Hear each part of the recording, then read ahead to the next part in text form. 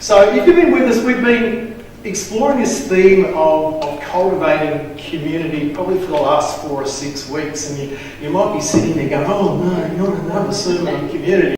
But we just really feeling this is, you know, God is doing something in our midst, and if we can track with it and start to not only just kind of hear about it, but actually activate this stuff on a day-by-day and a weekly basis. And I'm just loving the fact that I'm kind of hearing people like, I went to visit so-and-so in hospital and you know, come across them, had a burden for so-and-so, and so there's all of this kind of natural care and connection that's happening. And again, I just want to say, well done, you know, because that's what it's about. Amen. That is exactly what it's about. It's us caring for one another and caring for those that God has placed in our orbit. And so today, I want to speak about cultivating a heart that cultivates community. So cultivating a heart that cultivates community, because it's what we're doing is actually a little. Hey, wake up! Where's my PowerPoint? Come on, there we go. I love this lady. She is just the best.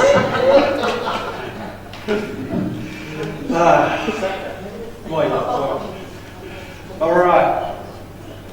So the challenge of community, you know, is such a thing. And you think, oh yeah, it's a simple concept. It's a simple idea. Anything else kind of logical, it kind of makes sense. But what we're actually doing is actually engaging the world with the exact opposite of what most of the world is living for.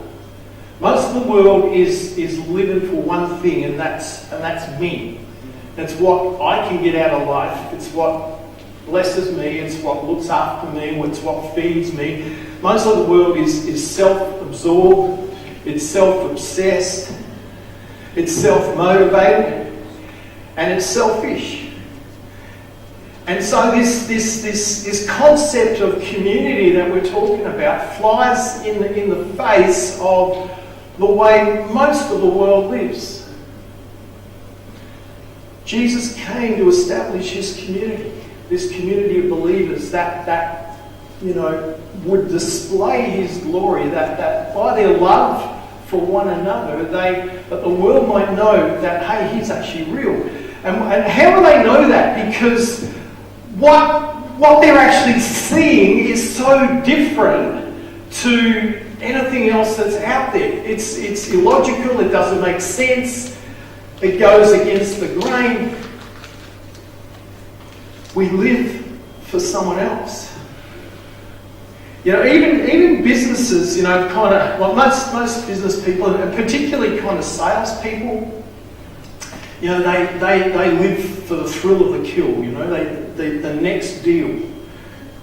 I've got to get the next deal, I've got to get the next deal. And if I get that next deal, I get my next bonus. Get my next deal, I get my next bonus. And so there, you know, you try and step on a salesperson's turf and they'll squash you quicker than you can blink, because that's my client, that's my customer, and so they're very protective because it's affecting my bonus. And so businesses have kind of cottoned onto this fact that all of these sales guys are trying to live for themselves and trying to do their thing. And so they've discovered that sales actually works better if you work as a team. And so they invent this thing. How do I get this selfish sales guy to work as a team? Because there's nothing in it for him, right? There's absolutely nothing to be gained by him sharing customers or sharing leads or sharing information. So I want to be by myself. That's kind of really interesting. And so the management gets together and think, how do I get our sales guys to work together as a team? And I know, we'll create a team bonus. And so if the team achieves together we'll give them a little bit more money. The only problem with that is that the only guy that wins out of that is the guy at the top, because he is then remunerated on the team, on the performance of the team. And so if the team performs better, it's better for his pocket. And so again, it's all about him. And does that make sense? It's like, so it's never, it doesn't matter what you're doing. It's all about me. It's all about self-interest. And, you know, squash everybody else. It's an interesting phenomenon. So what we're doing flies in the face of everything that goes around us. And so how do we do that? How do we cultivate a heart for people? And you might sit there and you look at yourself and you go, well, I'm an extrovert, I'm a natural people person, for me it's not such a big deal. But there are some introverts in the room and they go, no, people, I just give me some space by myself and I just want to get away, you know. And I kind of relate to that one. So there's sometimes we're having our thinking, I'm not really wired that way. You know, I'm not the extrovert, I'm not the out there people party person. I'm more the shy, quiet, retiring type like myself, right?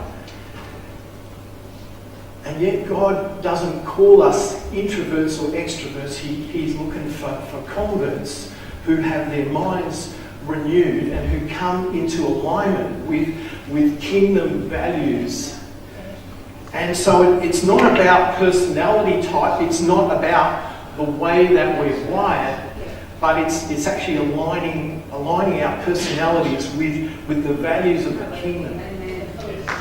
And you know, that's a big roadblock, because it's not natural. I'm not naturally wired that way, and so what does that mean? It means I need to change, and change is hard, you know. And so the introvert and the extrovert have got to kind of come to this place where they can actually learn from each other. The introvert can perhaps spread their wings a little bit and say, all right, what does this look like?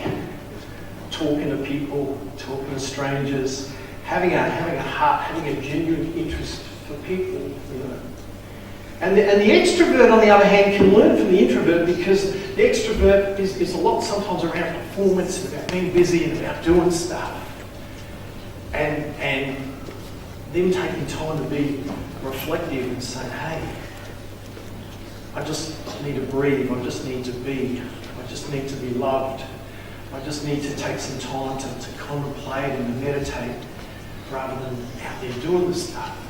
And so, you know, and we've been talking about this a little bit over the last couple of weeks, you know, the community kind of learning from each other. We have studied iron sharpening iron, you know, us kind of learning from each other. And, you know, even in marriage, you know, quite opposite. It's the opposites. God puts opposites together for a reason, so that you can learn from each other.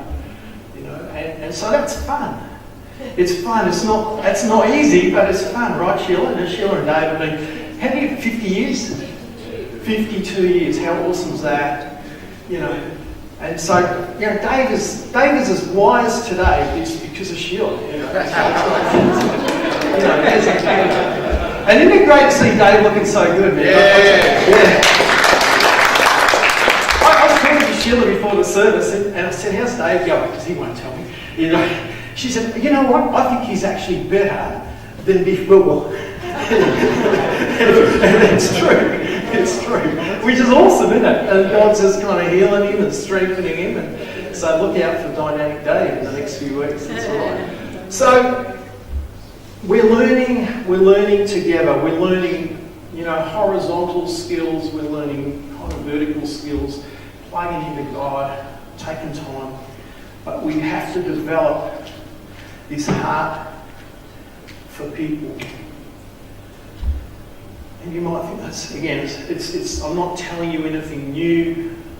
You've all been around long enough, but I want us to just for a few minutes just try and get up into God's headspace about how He feels for people. And if we can get into his heart and his mind, we can have a look at how we can adjust our lives accordingly. So he's given us an example to follow. If you turn to Philippians 2 with me, verse 1 to 4, which I think, yep, that's all right, which I'll read for you, and it says there, "Is there any encouragement from belonging to Christ? Is there any comfort from his love? Any fellowship together in the Spirit? Are your hearts tender and compassionate?" They're amazing questions, isn't it? We could spend time thinking about each of those.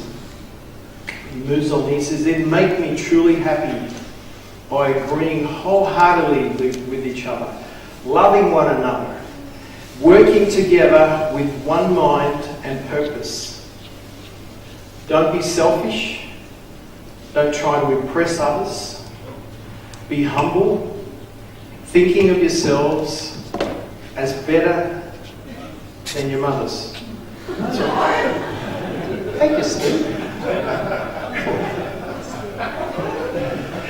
Okay, Steve's preaching next week, by the way, so be here, so it's going to be great. Don't look out only for your own interests, but look at the interests of others as well. So this is Paul kind of sharing some pretty meaty stuff. So he's given us this example to follow. Don't be selfish and be humble. And so, as I said, that flies in the face of everything that we see around us. And then he goes on in the next verse, he says, have this attitude. So verse 5, he says, you must have the same attitude that Christ Jesus had. Though he was God, he did not think of equality with God as something to cling on to. Isn't that interesting? Okay, just try and put yourself, there he was, though he was God, maker of heaven and earth and the universe and everything, he didn't treasure it that much that he wasn't ever going to let it go. And why? Because he saw something. He saw something through time and through history. He saw you, he saw me. And so here he was, third person, second person of the Trinity. I'm in a real comfy place. Life is really cushy for me right now. I'm in the throne room, I've got the angels. I can do what I want. And yet it says he humbled himself. It says there in verse 7, he gave up his divine privileges and he took the humble position of a slave and was born as a human being. And when he appeared in human form, he humbled himself in obedience to God and he died a criminal's death. A death on a cross. I just try and just think what that would take. What that would take. Imagine you're the CEO of Microsoft. You run the world. Microsoft rules the world. You're earning $50 squillion a year.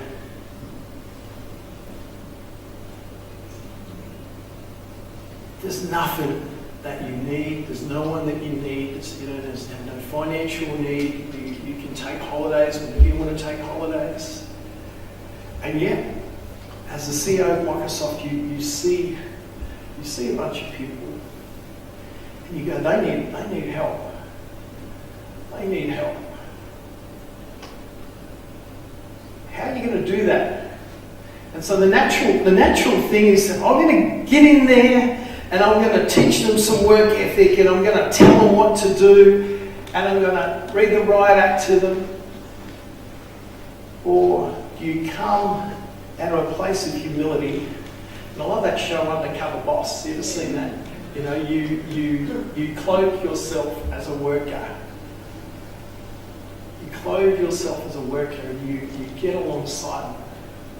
And then you go, what can I do to make life better for you? And that show sometimes, it's so interesting, you know, you watch these CEOs sometimes with tears in their eyes as they realise the struggle of the ordinary worker, and there's an empathy that comes. Wow, this person is working that much for my company to make me look good. And so quite often they'll put their hands in their pocket and go, hey, I so appreciate it.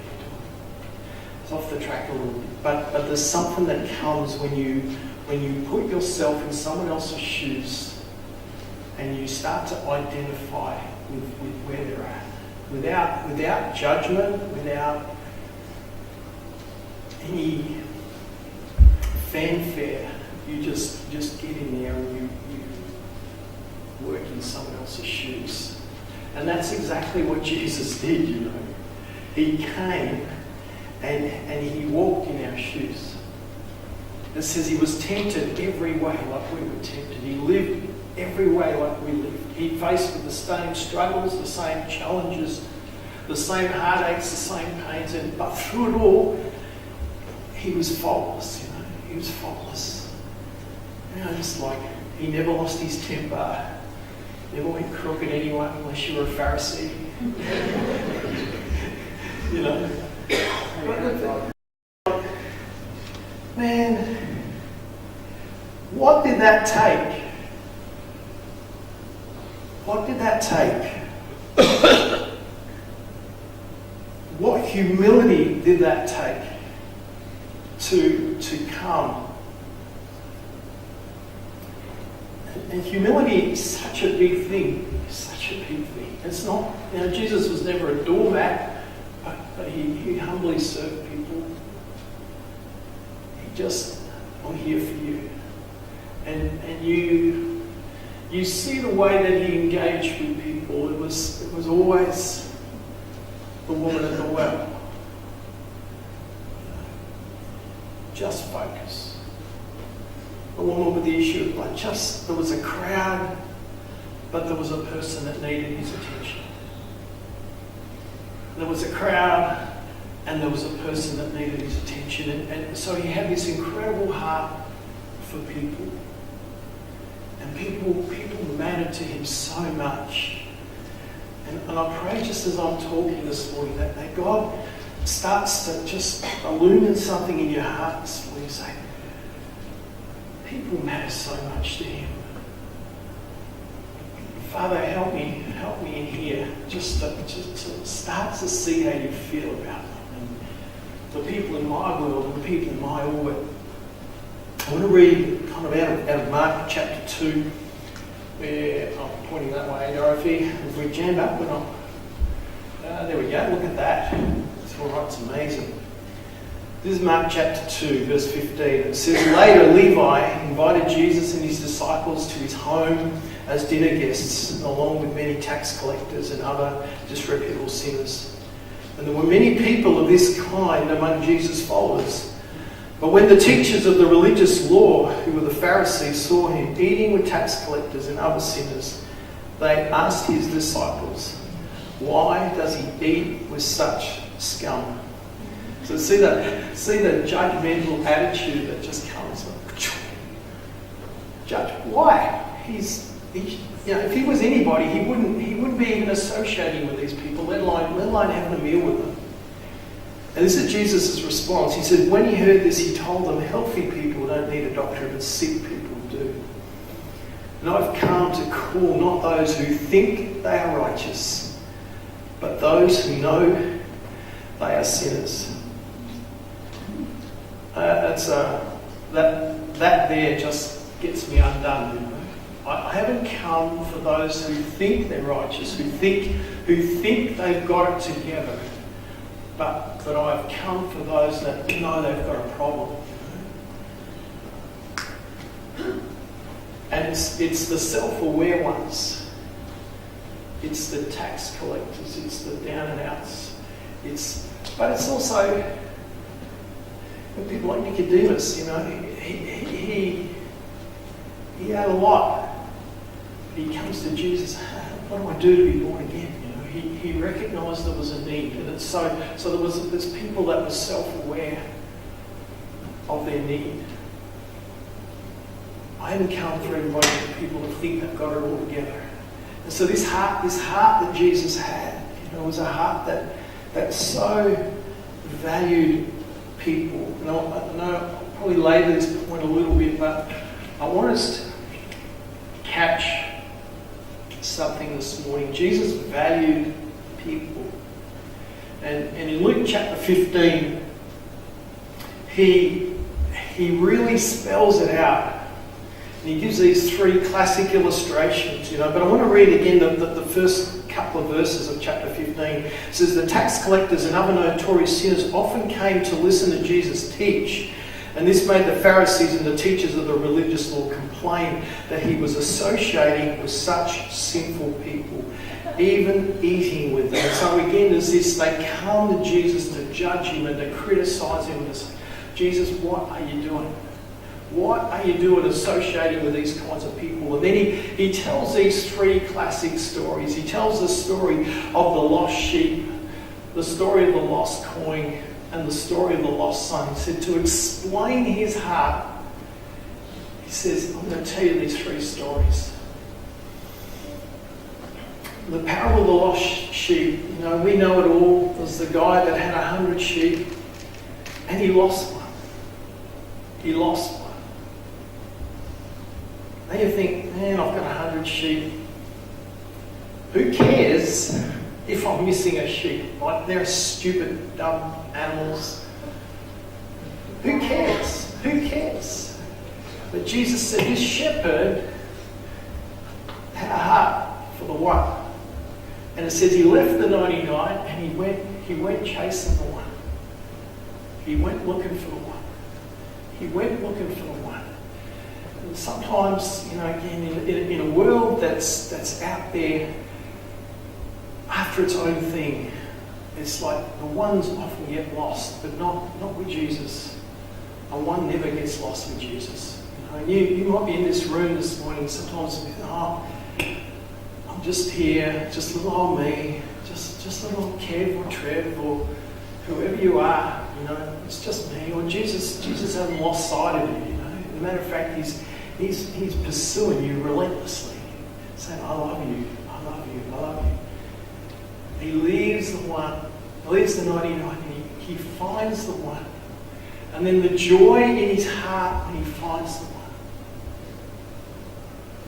The joy in his heart for the one. And the next story, the story of the lost coin, it's a similar story. It's the woman who had 10 coins, and she loses one.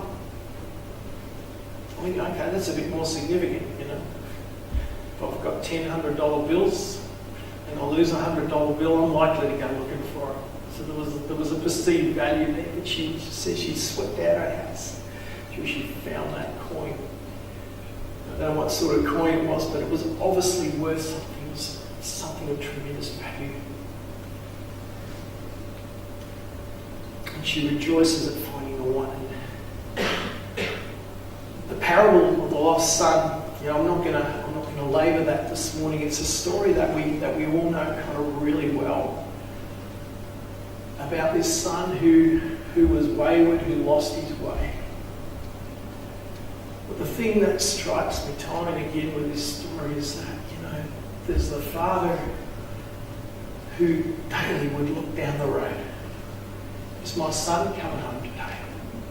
Is my son coming home today? Is my son coming home today? Is he coming home? Where is he? Is he on the horizon? He never lost the heart for his son. If you've got kids, you never lose out on your kids. It doesn't matter what my kids are doing. They're on my heart. And that's the kind of heart that God wants us to have for the people around us. Is that we start to hide people in our heart. I'll talk some more about that in a minute. You know, there are people around you that you have influence over that God wants to hide in your heart, so that you can pray for them, so you can love on them, so you can minister to them, not in a religious way, but just be there for them. I want to read the end of that passage out of Luke chapter 15, verse 25.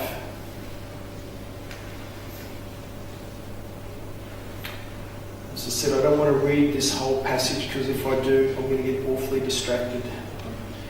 We're going to go somewhere. But meanwhile, the oldest son was in the fields working. And when he returned home, he heard music and dancing in the house.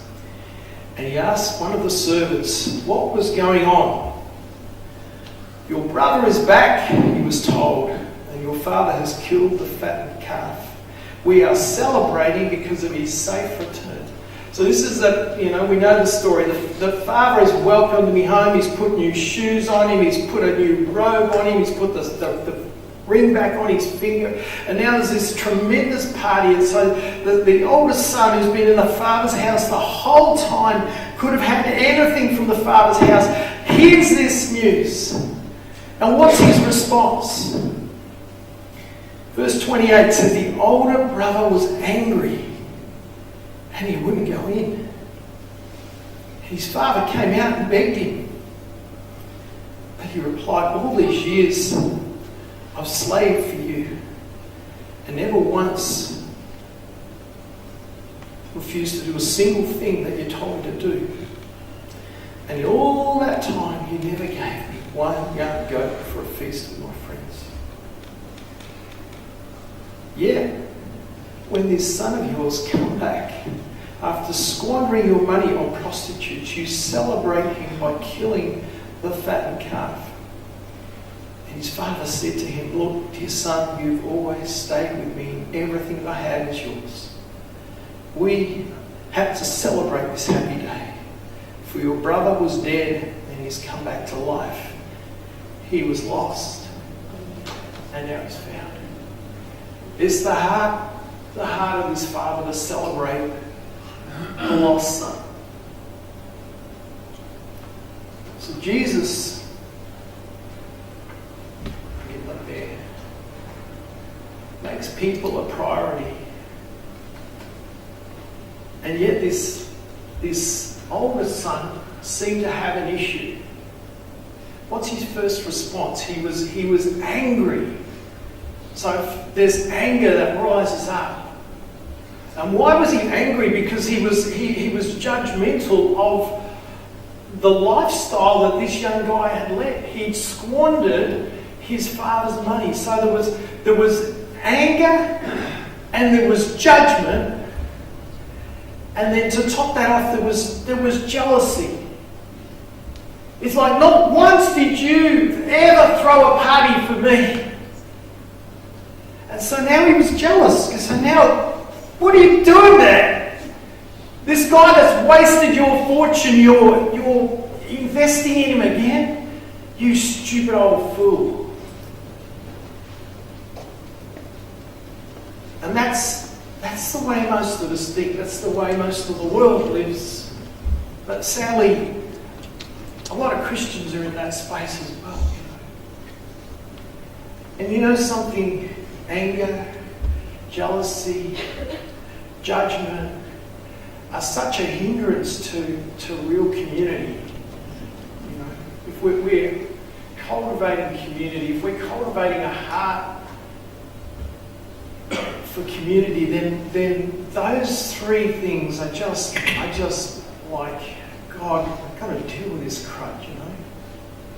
And I find myself sometimes, I pick myself up and I find myself going, why is that guy getting blessed? Why is that guy, you know? And there's this thing that's in my heart, and it's like, oh, that's putrid. It's like, you know, where's that come from? And it's jealousy, you know? Or you know, you know. Steve Reed, you know. There's judgment, you know. Sorry, Steve. You know, or I get angry. So there's all this stuff, and what does that do? It creates barriers. It creates barriers to relationship. It creates barriers to community. And you know, away with him.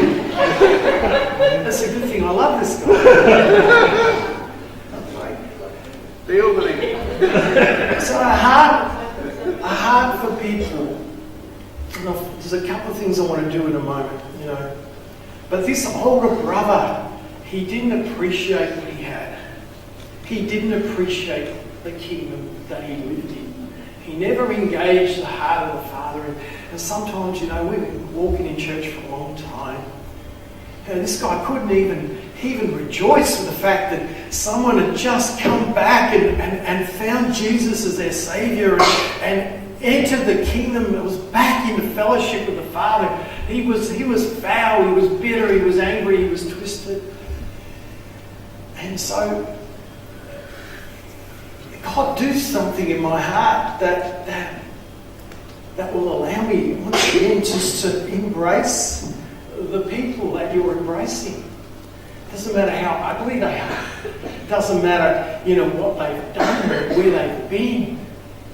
It's the heart of the Father to reconcile and to bring people back into the family, into relationship. And so as a community, you know, we've just been on this journey. And so today I want us in a few moments to actually have a think about the condition of our own hearts. And, you know, perhaps there's someone in this room and you're angry with them, you're upset with them, or maybe it's someone outside this room. It doesn't really matter. But just to go, God, I don't want to carry this rubbish. It's a hindrance. It's a hindrance to the family. It's a hindrance to the community. Why is it important that we deal with that stuff? Because if we're to impact society and the world around us, then we've got to somehow look markedly different to what's actually out there.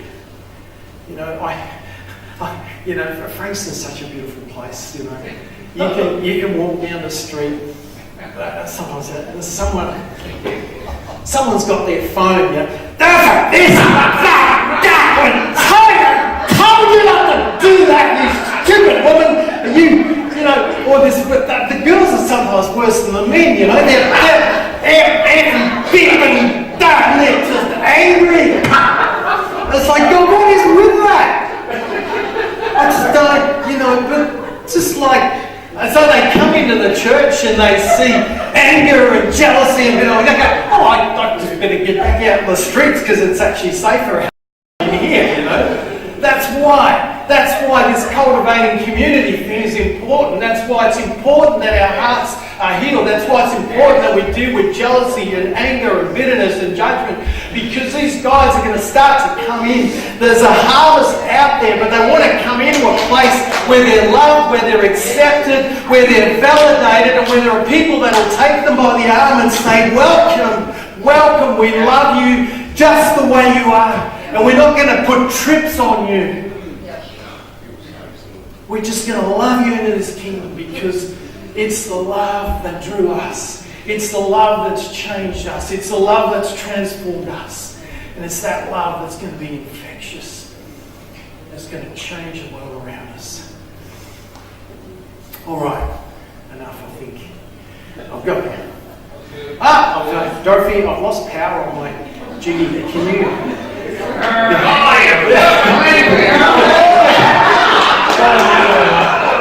Dorothy forgot to change that battery.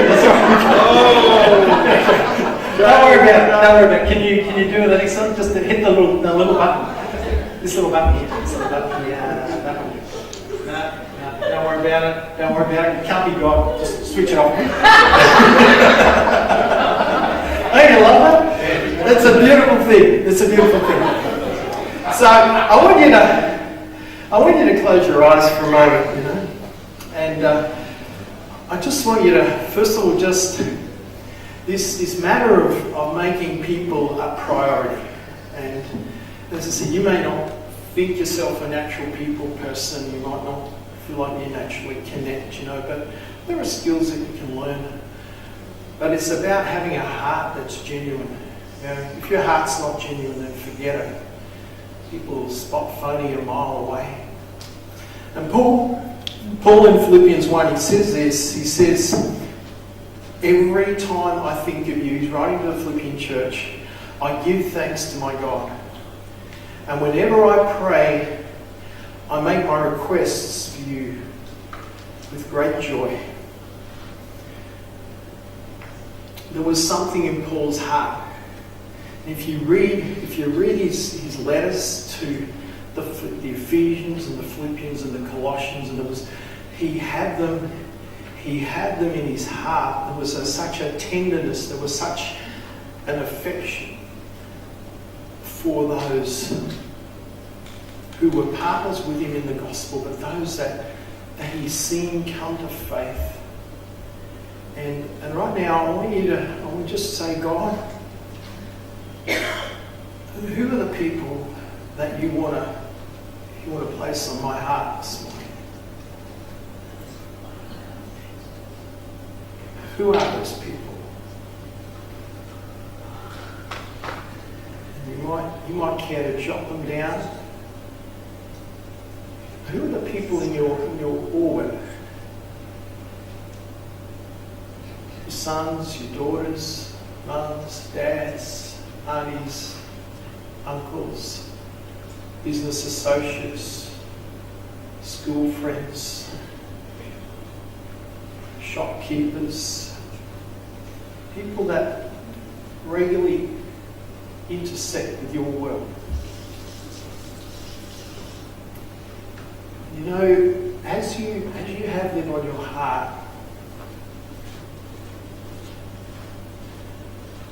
when you ask God a question, ask him, Father, what do you want to say to that person?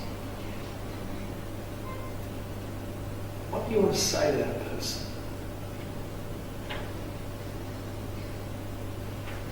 What encouragement do you want me to give them? How do I represent your love to that person? And you might be surprised when he comes back with,